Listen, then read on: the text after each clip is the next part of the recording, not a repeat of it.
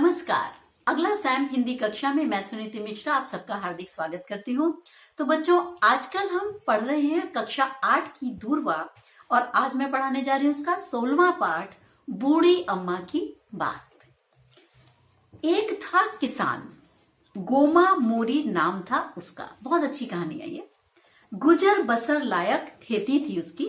एक गाय, एक जोड़ी बैल, 20 बकरियां, छोटा सा घर और घर के सामने पशु बांधने का बाड़ा।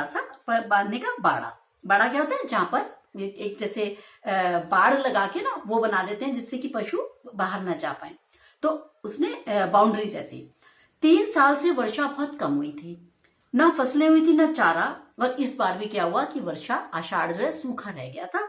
तो ये जो था बड़ा दुखी था। गोमा जो है बहुत दुखी था। उसने सोचा कि बैलों को हाँकते हुए वो घर वापस आ रहा था। अगले दिन गोमा बड़े सवेरे सोकर उठ गया।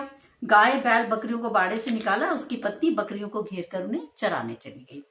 उसने हिम्मत बटोरी और हल को बैलों के कंधे पर रखकर चल पड़ा खेतों की ओर। अब क्या हुआ, जब ये जा रहा था तो कई किसानों ने उसे टोका, अरे गोमा, खेत जोतने से क्या होगा?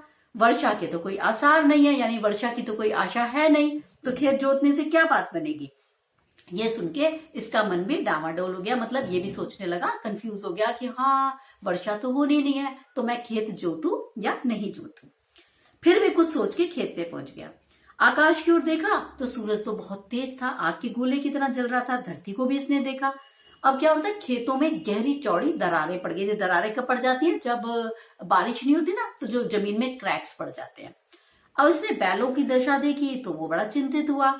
भूख प्यास सहन करते बैल भी बड़े दुबले से लग रहे थे। उसे बैलों की दशा पर दया हो आई। उसने लंबी सांस छोड़ी और जो खेत है उसकी मेड़ पर, मतलब जो उसकी मुंडेर होती है, उसके पास बैठ गया और सोचने लगा कि रहने देता हूं, क्या करूंगा खेत जोत कर जब वर्षा ही नहीं हो रही। धूप बड़ी तेज थी। दूसरे दिन वह और भी निराश हो गया। उसके पैर न आगे बढ़ते थे न पीछे। रास्ते में एक पेड़ के नीचे उसने बैलों को रोका और वहीं जमीन पे बैठ गया। वहां पे एक बूढ़ी अम्मा आई। बूढ़ी अम्मा भी उसी पेड़ के नीचे बैठ गई। तो गोमा ने पूछा, अरे अम्मा, इतनी धूप में कहाँ जा रही हो? ये तो बहुत ही तेज धूप है। उसने कहा, मैं तो अपनी नातिन से मिलने जा रही हूँ उसके गांव। अम्मा बोली, लेकिन तुम क्या कर रहे हो यहाँ? ये समय तो इस वक्त हल जोतने का है, खेत जोतो भाई। तो इसने कहा, क्या तुम बीमार हो? अम्मा ने पूछा, तुम बीमार हो या बैल बीमार है या तुम्हारा हल टूट गया है?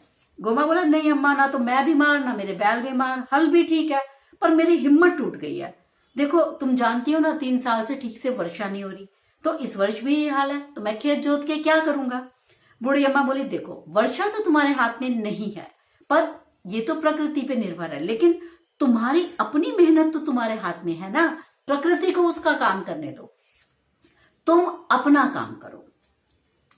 गोमा पुनः बूढ़ी अम्मा से बोला, अम्मा, खेत तो बड़ा कठोर हो गया और ये मेरे बैलों को देखो, ये इतने दुबले हैं, बेचारों को खाना भी नहीं मिल रहा है ठीक से, पीने के लिए पानी की दिक्कत है, चारा पानी नहीं मिल रहा, पेड़ों की पत्तियां खत्म है, वर्षा की आस हो तो हिम्मत बंधे।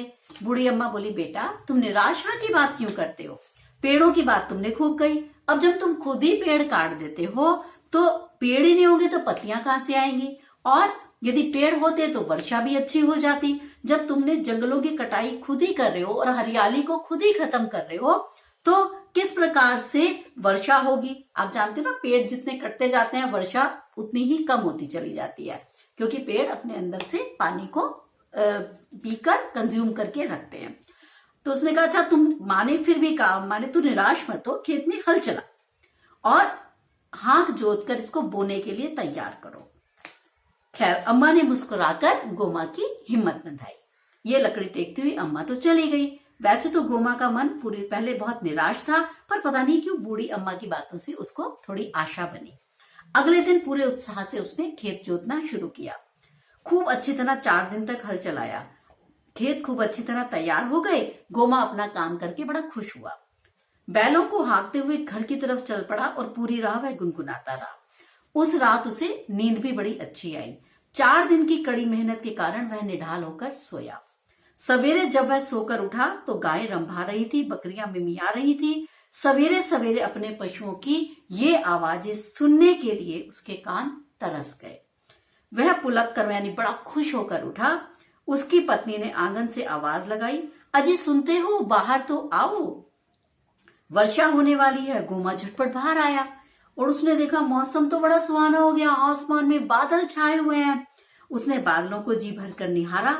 उसे लगा कि मानो बूढ़ी अम्मा उन बादलों के बीच में से मुस्कुरा रही है। उसे बूढ़ी अम्मा की बात रह रह के याद आ रही थी। मन ही मन उसने बूढ़ी अम्मा को प्रणाम किया और सोचा, बिल्कुल ठीक कह रही थी अम्मा कि यदि अपना काम समय पर करो तभी सब कुछ ठीक हो जाता है। बादल बरसने लगे, आंगन तरबतर हो गया। गोमा को लगा कि मानो बूढ़ी अम्मा उससे कुछ कहने की कोशिश कर रही है। वह बूढ़ी अम्मा से कुछ कहना चाहता था, तभी बारिश और तेज हो गई। तो ये है हमारी एक अच्छी कहानी जो आपको ये बताती है कि जो चीजें आपके हाथ में है, जो मेहनत आपके हाथ में है, आप वो करिए। बहुत सारे बच्चे सोचते हैं मैम हम मेहनत तो बहुत करते हैं पर वो एग्जाम बड़ा डिफिकल्ट आएगा, पेपर बड़ा डिफिकल्ट सेट करती है मैम वो वाली मैम बड़े टाइट मार्क्स देती है। ऐसा करके बच्चे तो क्या करें, तो क्या उस सब्जेक्ट पे मेहनत ना की जाए? क्या अगर वो टफ है या पेपर टफ आने वाला है तो हम लोग उसको ट्राई ही ना करें? तो जो मेरे हाथ में है, जो हमारे हाथ में मेहनत करनी लिखी है, आप उसको अपने भाग को, अपने हिस्से को पूरा कीजिए, बाकी सब कुछ छोड़ दीजिए। तभी शायद हमारे यहाँ कहा गया है कि कर्म करो, फल की इच्छा मत करो। फल की इच्छा मत करो इसलिए कहा जाता है कि फल आपके हाथ में नहीं है। तो ईश्वर भी हमें यही कहना चाहता है कि तुम कर्म करते रहो, बाकी मैं देख लूंगा। ठीक है, तो ये है हमारी कहानी जो कर्म पर आधारित है कि आपको कर्म अपने ध्यान से करने हैं। इसके शब्दार्थ देख लेते हैं। निहारना, गौर से देखना, हाँकना, चलाना, हल जोतना, खेत जोतना, आस उम्मीद, घुमड़ना, बादलों का आसमान में छा जाना, डामाडोल, अस्थिर कि करूं या ना करूं, जैसे मैंने आपको बताया, बड़ा कंफ्यूजन की जो स्थिति होती है। मेड़, खेत की सिंचाई के लिए बनाई गई, उसके इर्द गिर्द बनाया हुआ मिट्टी का घेरा। नातिन, बेटी की बेटी, निर्भर, आश्रित। तो ये हुए हमारे शब्दार्थ। इस कहानी से हमको सीख मिली कि हमें अपने कर्मों को डट कर करना चाहिए और फल को ईश्वर पर, यानी प्रकृति, जैसे उसने प्रकृति पे छोड़ दिया, ऐसे ही आपको फल को छोड़ देना चाहिए। ठीक है, तो मेहनत में हमें कमी नहीं करनी है। तो बच्चों, इसी आशा के साथ कि आप मेरी बात को समझेंगे, मैं चलती हूँ। अब हम मिलेंगे आपसे अगले पार्ट में। तब तक के लिए नमस्कार।